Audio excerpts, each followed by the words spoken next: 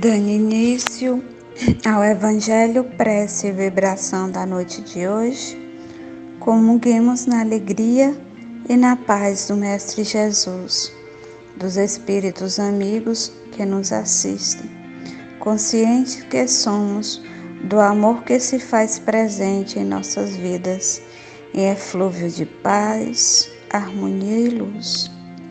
A gratidão a esta equipe generosa e abnegada, que não mede esforços em nos mostrar o que muitas vezes nos negamos a ver, a sentir e a vivenciar. A fé, a esperança e a caridade como alavancas para nossa evolução. Nos entreguemos com confiança ao direcionamento do Evangelho, mapa da real felicidade, bússola do caminho reto, segurança da linha de chegada ao destino de cada filho de Deus, o seu reino, porto seguro do amor, no coração de cada um. Paz e bem a todos.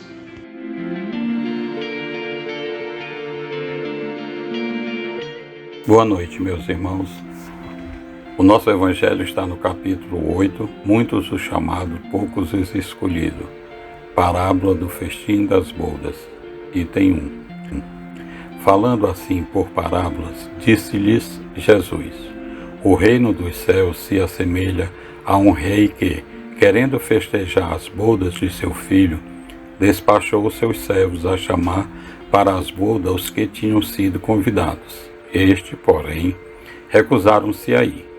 O rei despachou outros servos com ordem de dizer da sua parte aos convidados: Preparei o meu jantar, mandei matar os meus bois e todos os meus cevados. Tudo está pronto, vinde às bodas. Eles, porém, se incomodarem com isso, lá se foram, uns para sua casa de campo, outro para seu negócio. Os outros pegaram dos servos e os mataram, depois de lhe haverem sido feitos muitas ultrajes. Sabendo disso, o rei se tomou de cólera e, mandando contra eles seus exércitos, exterminou os assassinos e lhes queimou a cidade. Então disse a seus servos: O festim das bodas está inteiramente preparado, mas os que eles foram chamados não eram dignos dele. E depois as encruzilhadas e chamai para as bodas todos quantos encontrardes. Os servos então saíram pelas ruas e trouxeram todos os que iam encontrando, bons e maus. A sala das bodas se encheu de pessoas que se puseram à mesa.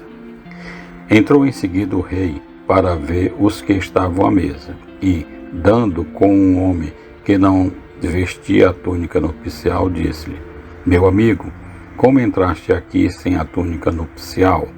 O homem guardou silêncio. Então disse o rei à sua gente: Atai-lhe as mãos e os pés e lançai-o nas trevas exteriores. Aí é que haverá prantos e ranger de dentes, porquanto muitos há chamados, mas poucos escolhidos. Mateus, capítulo 21, versículos de 1 a 14. 2. O incrédulo sorri a esta parábola, que lhe parece de pueril ingenuidade, por não compreender que se possa opor tanta dificuldade para assistir a um festim e, ainda menos, que convidados levem à residência a ponto de massacrarem os enviados do dono da casa. As parábolas, diz ele, o incrédulo, são, sem dúvida, imagens, mas ainda assim, mistério se torna que não ultrapassem os limites do verossímil. Outros tantos podem ser ditos de todas as alegorias, das mais engenhosas fábulas, se não lhe forem tirados os respectivos envoltórios, para ser achado o sentido oculto. Jesus compõe as suas com os hábitos mais vulgares da vida, e as adaptava aos costumes e ao caráter do povo a quem falava.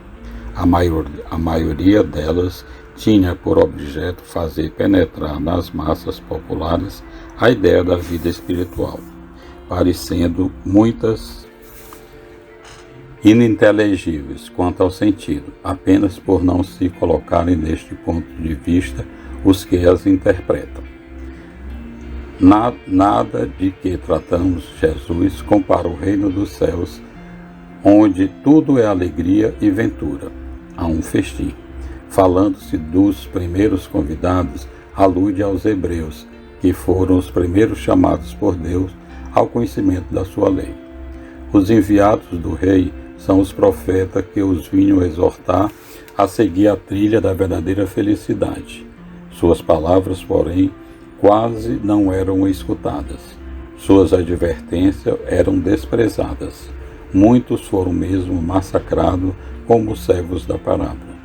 Os convidados que se excusam, pretextando terem que ir cuidar dos seus campos e dos seus negócios, simbolizam as pessoas mundanas que, absorvidas pelas coisas terrenas, se conservam indiferentes às coisas celestes.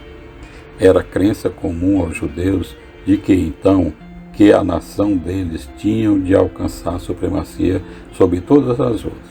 Deus, com efeito, não prometerá a Abraão que a sua posteridade cobriria toda a terra. Como sempre, porém, atendo-se à forma, sem atentarem ao fundo, eles acreditavam tratar-se de uma dominação efetiva e material. Antes da vinda do Cristo, com exceção dos hebreus, todos os povos eram idólatras e politeístas. Se alguns homens superiores ao vulgo conceberem a ideia da unidade de Deus, essa ideia permaneceu no estado de sistema pessoal. Em parte nenhuma foi aceita como verdade fundamental, a não ser por alguns iniciados que ocultavam seus conhecimentos sob um véu de mistério, impenetrável para as massas populares. Os hebreus foram os primeiros a praticar publicamente o monoteísmo, e a eles que Deus transmite a sua lei, primeiramente por via de Moisés, depois por intermédio de Jesus. Foi daquele pequenino foco que partiu a luz destinada a espargir-se pelo mundo inteiro, a triunfar do paganismo e a dar a Abraão uma posteridade espiritual, tão numerosa quanto as estrelas do firmamento. Entretanto, abandonando de todo a idolatria, os judeus desprezaram a lei moral para se aferrarem às mais fáceis, a prática do culto exterior. O mal chegara ao cúmulo. A nação, além de escravizada, era esfacelada pelas facções e dividida pelas seitas. A incredulidade atingira mesmo o santuário. Foi então que apareceu Jesus, enviado para os chamar à observância e convidado para o grande banquete da fé universal. Eles repeliram a palavra do Messias celeste e o imolaram. Perderam assim o fruto que teriam colhido da iniciativa que lhe coubera. Fora, contudo, injusto acusar-se o povo inteiro de tal estado de coisa. A responsabilidade tocava principalmente aos fariseus e saduceus, que sacrificaram a nação por efeito do orgulho e do fanatismo de uns e pela incredulidade dos outros. São, pois, eles, sobretudo, que Jesus identifica nos convidados que recusaram comparecer ao festim das bodas. Depois, acrescenta: vendo isso, o Senhor mandou convidar a todos os que fossem encontrados nas encruzilhadas, bons e maus. Queria dizer desse modo que a palavra ia ser pregada a todos os outros povos, pagãos e idólatras, e estes, acolhendo-a, seriam admitidos ao festim em lugar dos primeiros convidados. No entanto, não basta a ninguém ser convidado, não basta dizer-se cristão, nem se sentar à mesa para tomar parte do banquete celeste. É preciso, antes de tudo, e sob condição expressa, estar revestido da túnica nupcial, isto é, de puro coração, e cumprir a lei segundo o Espírito. Ora, a lei toda se contém nestas palavras: fora da caridade não há salvação. Entre todos, porém, que ouvem a palavra divina, quão poucos são os que guardam e aplicam proveitosamente. Quão poucos se tornam dignos de entrar no reino dos céus. Eis porque disse Jesus: chamados haverá muitos, poucos, no entanto, serão escolhidos.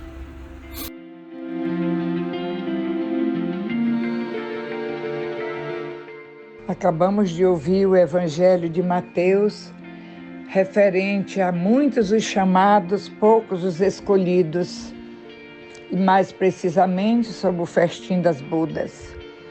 E disse Jesus: um homem muito rico preparou uma grande ceia e convidou muitas pessoas para participar do festim.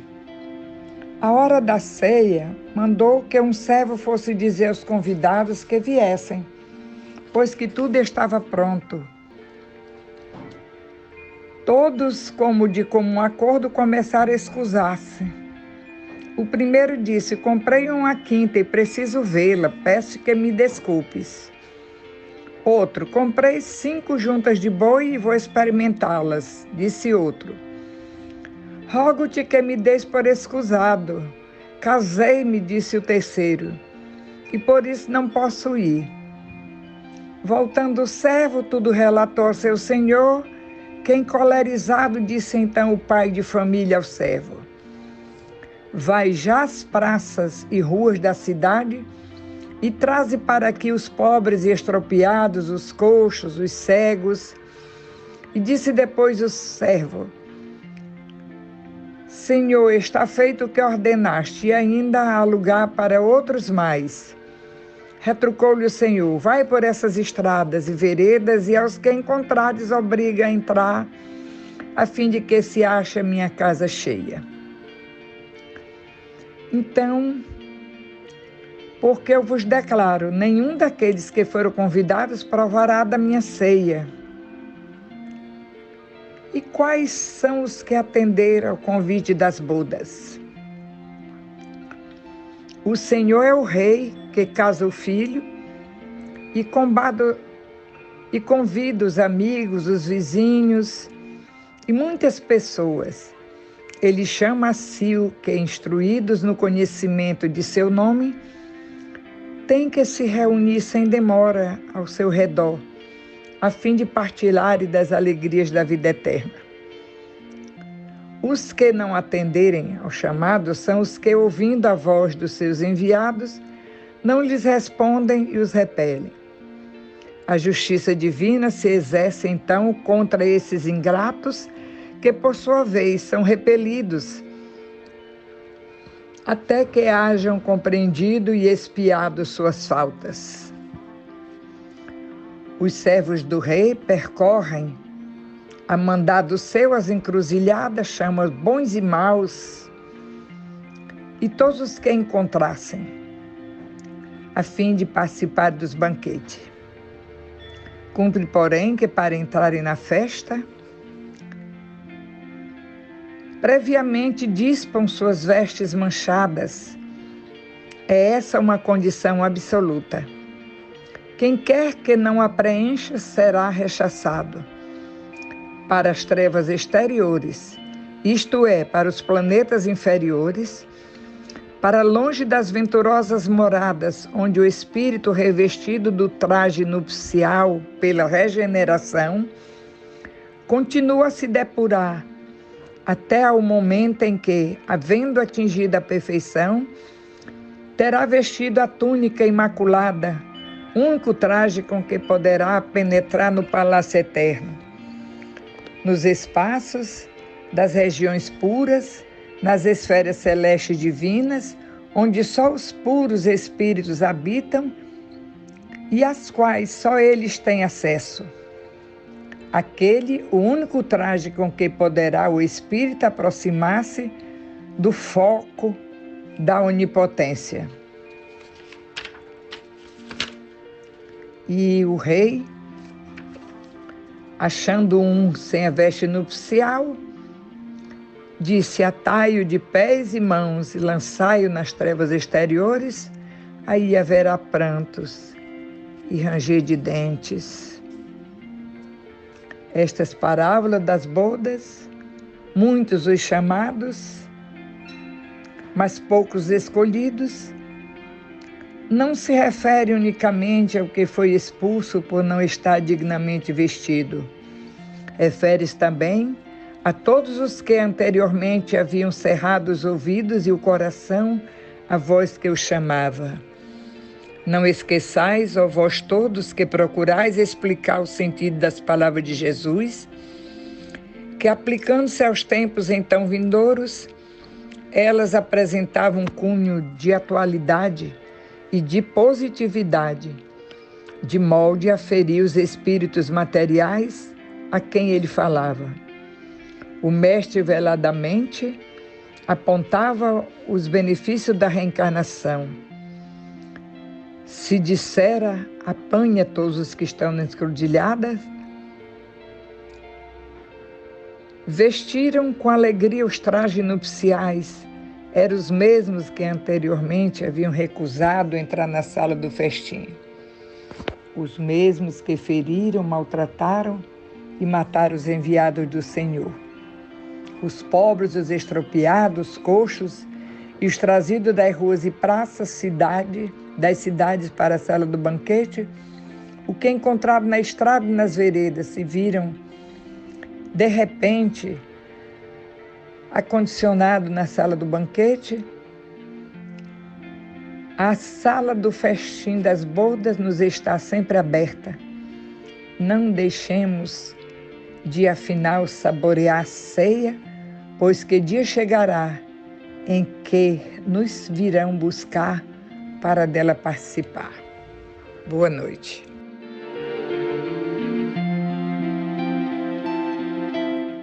A dualidade existente no atual contexto da humanidade é motivo de muita dor. Oscilamos entre paz e guerra, saúde e doença, amor e ódio. Mas o caminho que trilhamos nos leva à unicidade, consciência de que somos um só rebanho cujo pastor se imolou por amor, exemplificando e vivenciando a verdade da vida plena. O amor incondicional, chave de abertura de todas as portas do bem. Comecemos dentro dos nossos limites, mas comecemos a amar, doando sem pretensão, só simplesmente, se eu tenho, o outro também tem. Todos temos a capacidade de amar.